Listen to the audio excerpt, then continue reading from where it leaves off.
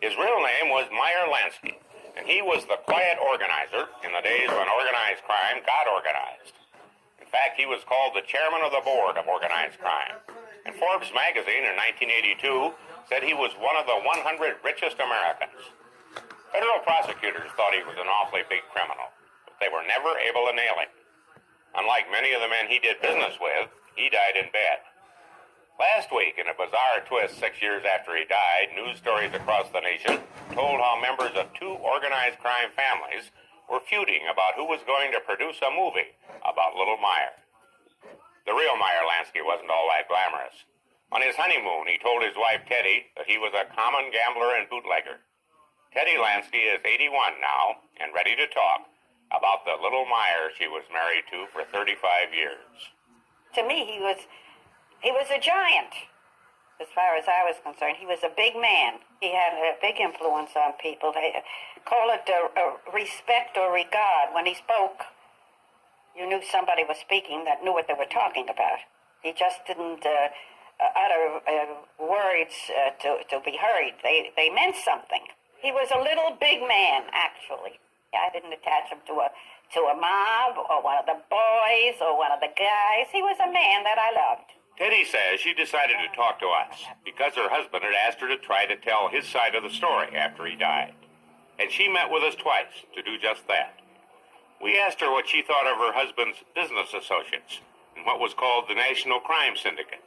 Characters like Frank Costello, the syndicate's political fixer. He seemed to be a pretty decent man to me. Joe Adonis, who ran the Brooklyn waterfront.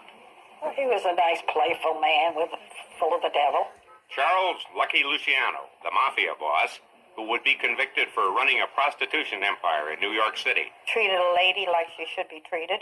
Benjamin Bugsy Siegel, Lansky's strong arm. Anybody called him Bug was out of luck. I mean, he would give them one look and they knew they made a boo-boo. And what did the feds think about her husband? I think the genius of Meyer Lansky and the impact and contribution he made to organized crime has to do with the application of business principles to organized criminal activity. Phil Manuel, until recently, served on President Reagan's commission investigating organized crime. There's a popular misconception, in my opinion, in this country that organized crime is Italian and that organized crime is equated with the mafia. Nothing can be further from the truth. Many non-Italians were involved in positions of prominence, including but not limited to Meyer Lansky. These people made deals with Italian mobsters such as Lucky Luciano, Frank Costello, Joe Adonis, and they actually formed a criminal syndicate that was outside of the scope of what would be the traditional Sicilian organized crime back at that time. Matter of fact, I think the old Sicilian bosses, guys like Joe Bonanno, Joe Profaci, they were aghast at Lucky Luciano coming in with non-Italians such as Meyer Lansky. The Lansky-Luciano syndicate let in everybody, not just Sicilians. They were an equal opportunity employer, especially when it came to their nationwide illegal gambling operation. Oh, I didn't know if there was hanky-panky or anything else. They were in business, like any other business. To me, gambling was a business. They gambled on a side of the table different than the people that came in, but they gambled. Hell, you go back to the bootlegging days. Who did you have there in the bootlegging? You had Old Man Kennedy, who was a bootlegger. You had the Bronfmans. You know, well, these guys were from the east side. They defended themselves. I guess if they hit each other over the head with a club once in a while, it was okay. It was not about business. My mother taught me one thing. You see and you hear everything, and you go like this and you walk away. During World War II, when it was feared that Italian-American fishermen and longshoremen might help Mussolini and his ally Adolf Hitler by spying on or sabotaging United States shipping in New York Harbor, naval intelligence sought the help of the most unlikely ally, Meyer Lansky, who, if he didn't know everything that was going on in the docks, certainly knew the men who did. It's just a question of trying to persuade Italians to be more patriotic. In this videotape, which has never been broadcast before, Meyer Lansky testified about how he brokered the first alliance between the mob and a U.S. intelligence agency. Did someone act as a go-between between Mr. Luciano and his friends in order to convey this message? I guess so, sure. Would you have been such a person? Yes, I would have. I was very happy to do my service for my country. With the war over, his patriotic duty done, Lansky and his partner, Bugsy Siegel, built the first legal hotel casino in the United States, the Las Vegas Flamingo. But Siegel, who angered some of his partners in the syndicate, wound up dead. Very dead. Was Meyer quite upset over Siegel's death? I think he felt badly for the family, and they were buddies from the time they were youngsters. There were reports that he was involved in the death. I don't believe that. Circumstances sometimes make you think, but he would never directly have anything to do with anything like that. Directly. That's right. Meyer Lansky did, in fact, prefer to use nonviolent means, and in fact thought that violence got in the way of good business. It brought too much heat, and I believe that Lansky thought there was a better way to do it. And he found a better way here in Cuba. In the 1950s, the Cuban government of dictator Fulgencio Batista was friendly, and Havana was wide open. Lansky became a captain of the gaming industry, and in Havana, he built a stately pleasure dome, Cuba's grandest gambling palace, the Riviera. It was a favorite watering hole for American mobsters and American politicians. Meyer Lansky played host to both, including a future president of the United States. Did Meyer know John Kennedy from Havana days, from trips there? Yes? What was he looking for in Havana? Gambling, women? You said the second one. Oh, a lot of people look for that in Havana. Oh, yes. He told them where to go for it. Unfortunately for the Lanskys, the revolution meant the loss of millions of dollars in investments. Teddy and Meyer left Castro's Cuba in 1960 and returned to Miami. Lansky announced that he was retired from the business of gambling, but nobody in law enforcement believed him. The FBI, the IRS, and a special task force of the Justice Department began a marathon investigation of the skimming of millions of dollars from Las Vegas casinos and the laundering of the money overseas. All of that money, or most of it, was used in a pattern created mostly by Meyer Lansky to take it to Switzerland, for example, to bring it back in the form of loans, to bring it back in the form of stock ownership in American corporations. It actually wove criminal money into the fabric of American business. They say Meyer Lansky was the financial genius, the wizard of organized crime. Some said he was worth something like $300 million. Where is it? What have you done with it? Well, I took it last week and I spent it. No? There were some sales on? There were a couple of good sales.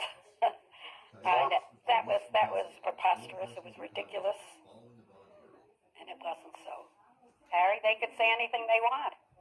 People might believe it. They'd read about it. They didn't know the inside story. The inside story was what the federal government was after in the 1960s, when they put Meyer and Teddy Lansky under constant surveillance.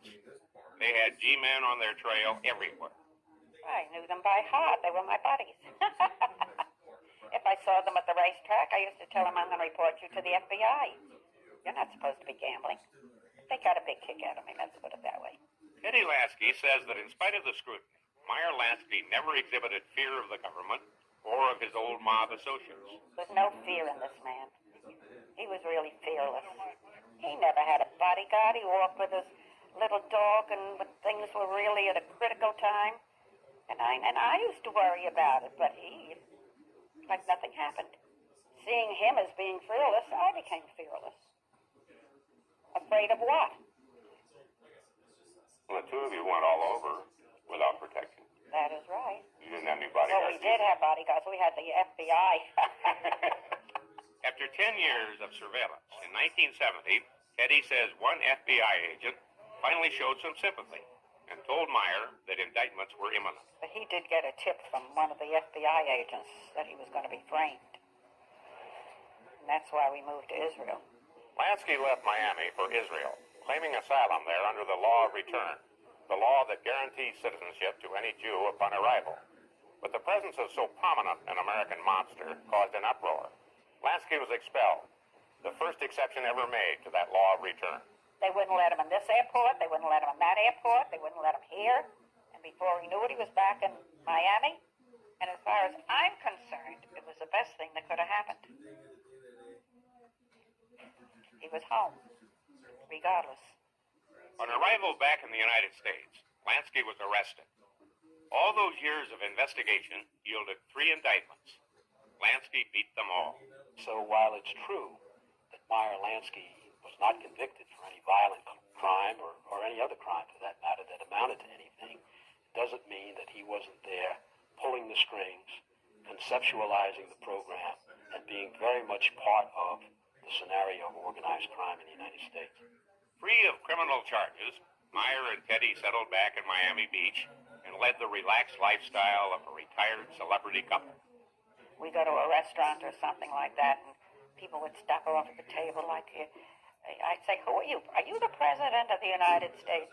Well, you should run for mayor. He'd walk down the street with me and the dog, or the dog was home after dinner, whatever. And people would say, oh, Meyer, how are you? Gee, it's so good to see you. And I'd walk away and say, who is that? He'd say, I don't know. Although Meyer Lansky would never be charged again with a crime, the surveillance continued through the 1970s. In this undercover videotape, Lansky is seen meeting with his cronies in Miami Beach. The local law enforcement people who made this tape say they were able to make cases against bookmakers and mobsters just by watching who met with Lansky. And Lansky himself became part of the legend of the mob when he was memorialized in the film Godfather 2. In it, the late Lee Strasberg played the Meyer Lansky character, Hyman Roth. Michael, we're bigger than U.S. Steel. Did you see the movie Godfather 2? Yes, sir, I did. Lee Strasberg playing Hyman Roth, who Right. was assumed to be a portrait of Mr. Lansky. Right. Accurate? I didn't think it was.